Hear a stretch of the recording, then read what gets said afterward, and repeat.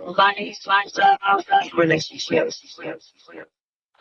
Welcome back, beautiful people, to Love Jones, the podcast where we talk all things life, love, and relationships with a little bit of poetry and a whole lot of truth. Your host, DJ, and today we're going to be discussing something, and I think so many of us are wrestling with, especially in this healing era we're in.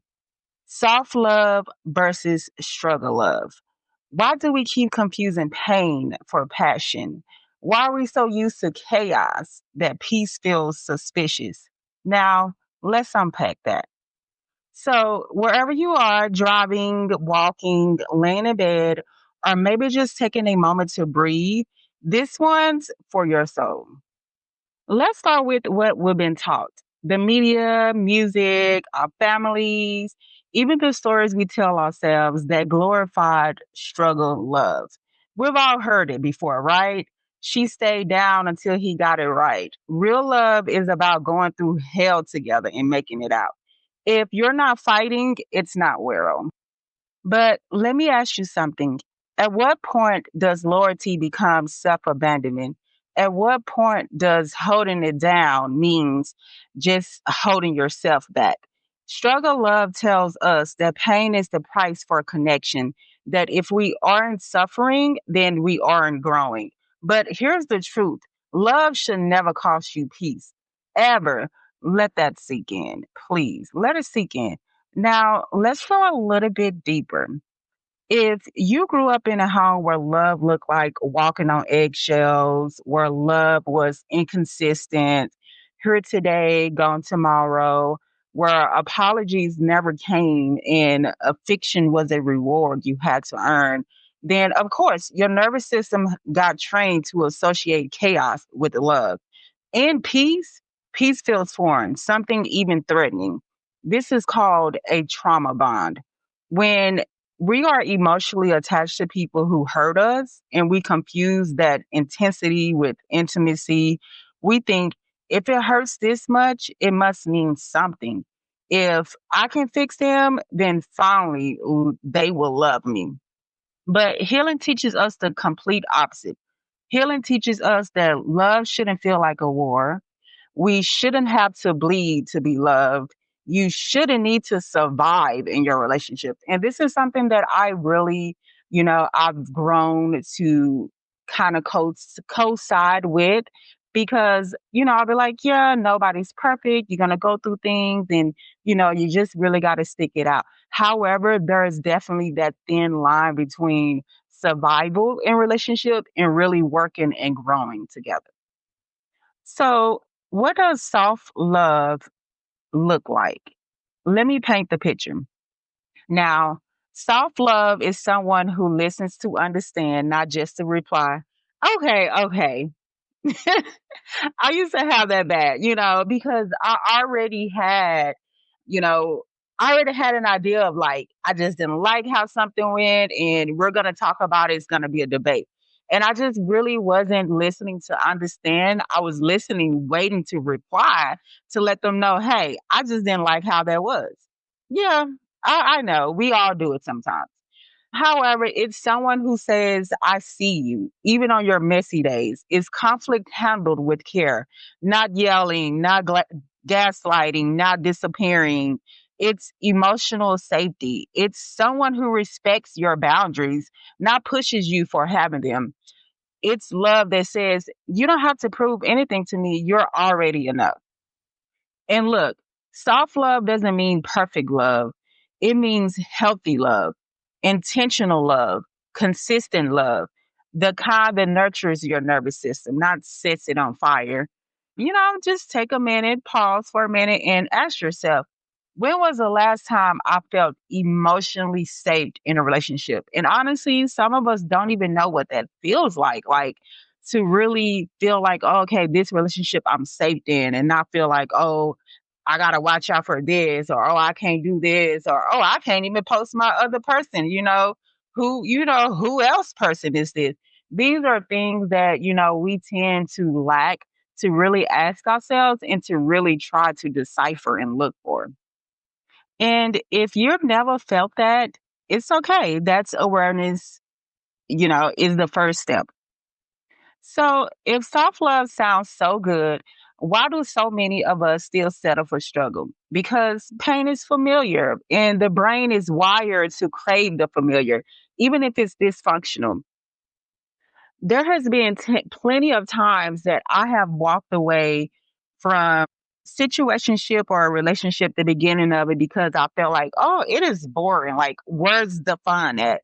And that's because my brain was just really transitioned and conditioned to think that, like, if it's not going through its up and down, then that just basically mean that, hey, the relationship, it just isn't worth it. Now, some of us are addicted to drama because it's all well known, right? We mistake anxiety for chemistry. We think if someone makes us feel intensely, then it must be love. But intensity without consistency, that's just manipulation. And it's time we stop calling it romance. Like, here's a journal worthy question: do I feel more alive in chaos because calm feels empty? Mm, yeah. So ask yourself, where did you learn that calm equals neglect? Because peace is not neglect. Peace is the love you didn't know how to accept before. So what now? How do we unlearn struggle love? Let's talk about it. Name what was molded to you. Like, get real about the messages you received growing up. What did you witness between your caregivers? Learn what healthy love actually feels like, not just in theory, but like in your body. Like, notice when you feel calm around someone, that's definitely a clue. Another thing, practice receiving softness without guilt. Like, if someone is kind, present, and patient with you, let them be. Don't sabotage it. Don't question it. Just breathe it in and take it all in. Set a new standard. Like, say it out loud. I no longer accept love that makes me anxious. Soft love isn't boring, it's mature, and not about sparks, it's about security. And trust me, it takes strength to be soft in a world that praises hardness. And the narrative, like the rada da, the one who held me down while he got it together, the couple that went through hell but made it out, and now their goals on Instagram. Like, we really romanticize struggle, like we wear pain like a badge of honor, and we definitely confuse endurance with intimacy. But here's the hard truth: struggle love isn't real love, it's survival in disguise. And a lot of us, especially in communities where trauma is generational, we grew up watching love look like the chaos, right? Like control, like emotional starvation with sprinkles of attention that we call affection. I mean, let's keep it real. Some of us, we grew up like that. We did. So when peace shows up, we don't trust it. We think soft love is boring, or it's fake, or it's just too easy. But let me tell you, soft love, that's the goal. That's what I'm reaching for. That's what I am looking for. That's soft love. And soft love isn't weak. Soft love is safe, it's secure, it's stable. It is being able to communicate without the yelling again, feeling emotionally seen, and conflict without fear, and accountability without punishment. Where we rest, real rest into someone's presence. Self love to me says, I don't want to fix you. I want to grow with you. I don't want to control you. I want to understand you. And it feels calm, and calm can be uncomfortable if all you've ever really known is chaos. I feel like for me, the struggle love, it came more often, or should I say, I've seen it, different bodies, same soul. I've seen it more often because there was trauma that I needed to heal within me. And it felt so comfortable to stay in that hurt and to just move, navigate and move from one area to another area without actually working on the healing. And honestly, when it comes to healing, the messy, slow, confusing journey of unlearning what broke us and becoming who we were always meant to be. I know this, healing is hard, but staying hurt is even harder. It's going to keep you in that repetitive cycle.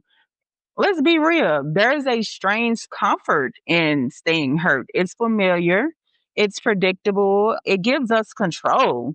When we've been broken enough times, healing starts to feel like a threat because healing means change, and change means uncertainty.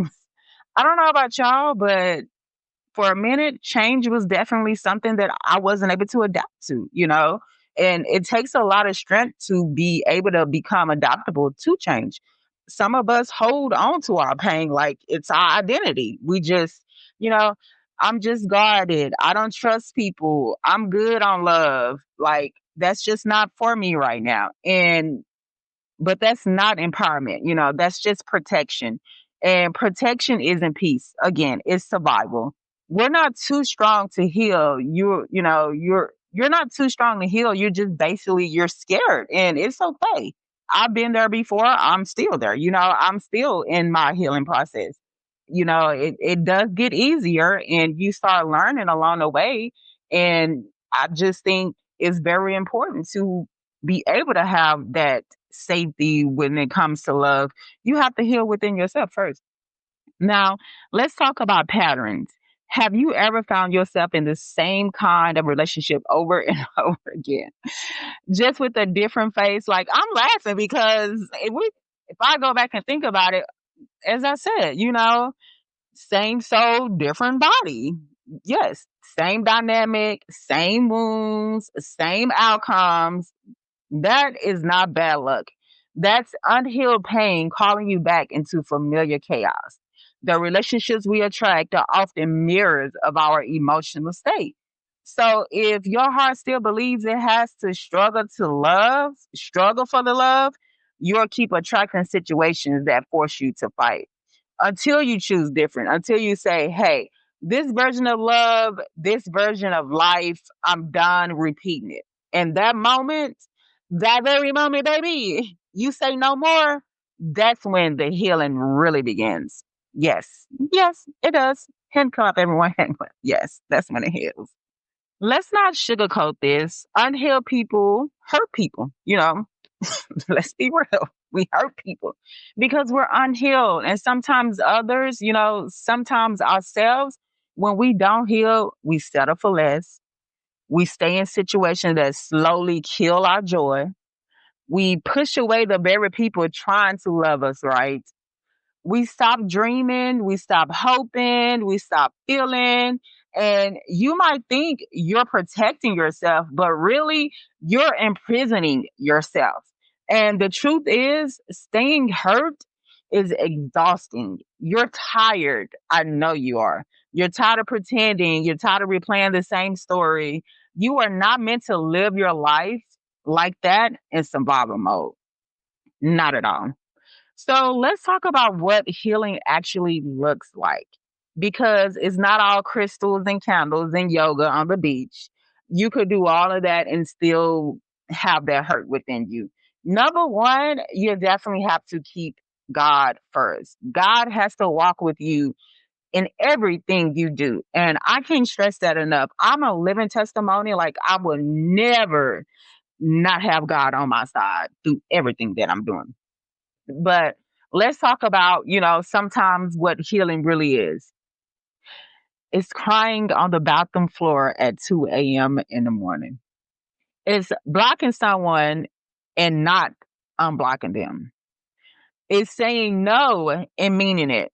It's sitting with your pain without rushing to distract yourself. I had a therapy session a couple of days ago, and I was just really telling my therapist of everything that I have going on in my life. And she was like, "Whew, you're busy." And I was like, yeah, I like it like that. Yes, I like to be busy, working a full-time job, working a part-time job, focusing on my business. That's how life's supposed to be, right? She said, honey, you're distracting yourself from something internally. You had no idea that your mind is putting you in that's my fleet or fight, was putting me in something to distract myself, staying busy and overcompensating yourself. That is definitely traumatic trait that you're trying to keep you're trying to keep yourself distracted so that you won't feel that whatever it is you want to feel, or you won't have to come too precise with it. I was like, oh, sister girl, what could it be? But that's another story. Definitely know though, sitting with your pain without rushing it to distract yourself, just sit in that pain and feel it. That's definitely part of healing, is feeling it. Choosing peace over proving a point, being alone and not feeling alone. It's slow. It's not linear. Some days you feel free, other days you'll feel like you're back at square one. That doesn't mean you're broken. It just means you're brave enough to feel. Healing is choosing yourself over and over and over and over again. Now, here's what I want you guys to try, not to fix yourself, but to care for yourself. Acknowledge the pain. Stop pretending it didn't hurt. Name it and own it. This was something I struggled with because I am that nonchalant, like, oh, I don't care. Even if it hurt me to the core, you will never know. But stop pretending it didn't hurt. Oh, well, it hurted you. Name it and own it. Another thing, forgive yourself. Forgive yourself for what you tolerated, for who you became in survivor mode, for what you didn't know back then. Who this one? Let go the fantasy. Whether it's a person, a life you thought you'll have, or closure you'll never get, release it. Reality is your home right now. Reality and the right now, that is your home. Ask for help. Therapy, support groups, safe friendships. Healing doesn't have to be a solo act. As I stated, I am in therapy. I've been in therapy for years, and it has definitely brought me a long way. Cause baby girl, baby girl used to be. Yes, we'll talk about that. We'll talk about that later. But definitely, you don't have to go through life alone. I say one of the best therapies to have is really close friends. I have my close homegirls that I love to death. And when I say they have got me through some hard times in life, they have no idea how much of a help they have been to me. And I can only show that by loving them forever. Another thing, speak life over yourself every day out loud. Words carry energy. Say it. I am healing. I am safe now. I deserve peace. This is something that you just really have to do on a daily basis until it become a routine.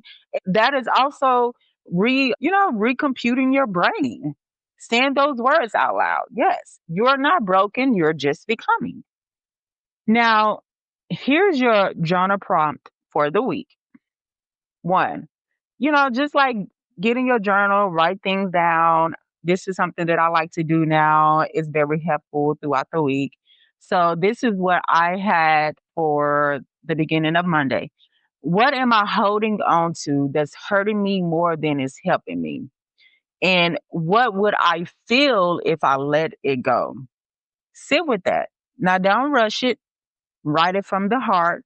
And if you feel called, definitely, just really sit with it and, really kind of consider how it's actually making you feel while you're writing it down. Now, here's a quote that I'm really enjoying for this week. Someone, sent it to me. Healing isn't about becoming someone new. It's about remembering who you were before the world taught you to shrink. You don't have to stay in survival mode. You don't have to be hard to be saved. You don't have to carry it all alone. Now, let's go just a tad bit deeper. I want to ask you a real raw question. What are you afraid healing will cost you? Because, truth to be told, a lot of us aren't stuck because we can't heal. We're stuck because we're scared of what we'll have to let go of if we do. Oh. And trust me, I'm there. You know what I'm saying? Like I have a consistent battle with myself. Like if I'm going to heal, this is something that I have to let go. And I'd be like, I don't want to let go. You know what I'm saying? However, I am that type of woman where I will hang on to something until I'm just like, yep, I no longer can do this. I will hang there, and that's not that again, I was told that is not a safe environment that I'm creating for myself. It's not. However, sometimes, we are afraid of healing will mean like we'll have to walk away from someone we love. We'll lose the identity we built around our pain. We won't relate to certain friends anymore, or we'll actually have to face the truth that some of what happened to us wasn't love at all. Healing just means grieving, not just people, but versions of ourselves, old dreams, old coping mechanisms, old survival habits. And grief is heavy, but you know what's heavier? Carrying things that were never yours to begin with. Did y'all hear me? Trying to keep love alive that's already dead, like pretending to be okay when you're not. Let it go. You are allowed to outgrow your old life, and that's not betrayal, that's transformational. Now, let's reclaim the word together, softness. Because somewhere along the way, the world has taught us being soft was dangerous, that softness meant weakness, vulnerability, being naive, being too emotional. So what did we do? We get cold. We we got cold. We got hard. We stopped trusting. We started saying things like, "I'm good. Yep, I ain't tripping about it. It is what it is. Nobody's getting it." But can I tell you something? You weren't meant to live with your fists clenched. Like that's not how we're supposed to be living in the world.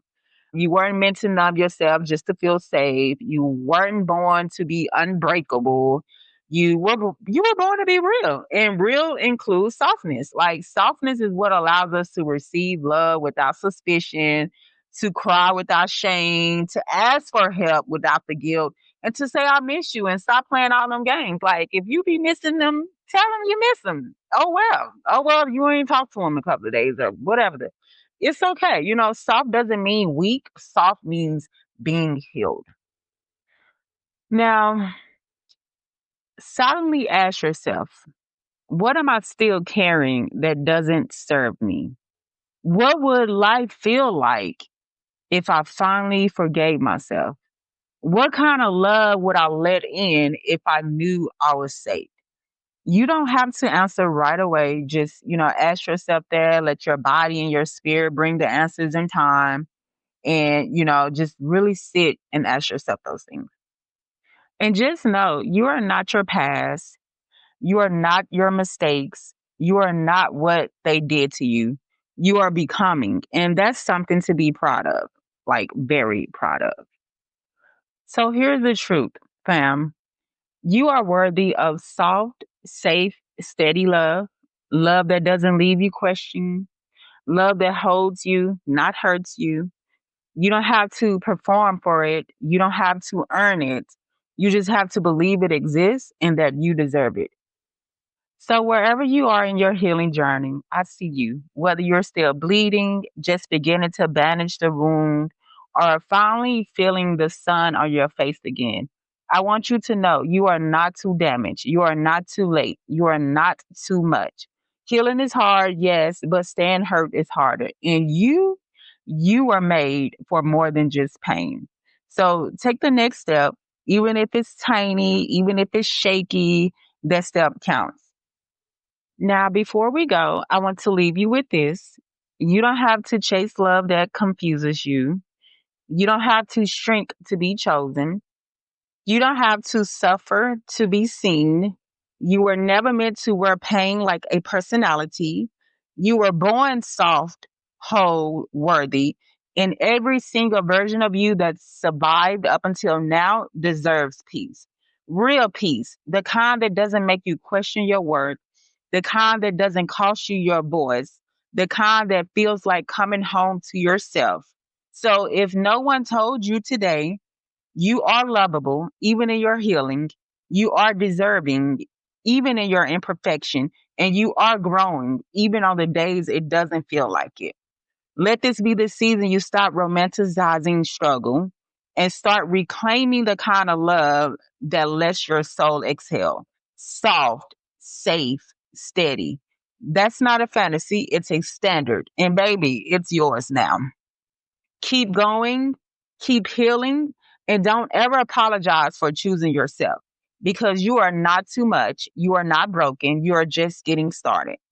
This is Love Jones, and I'll meet you right here next time where love feels like peace and healing sounds like truth. As usual, keep God first and leave with love.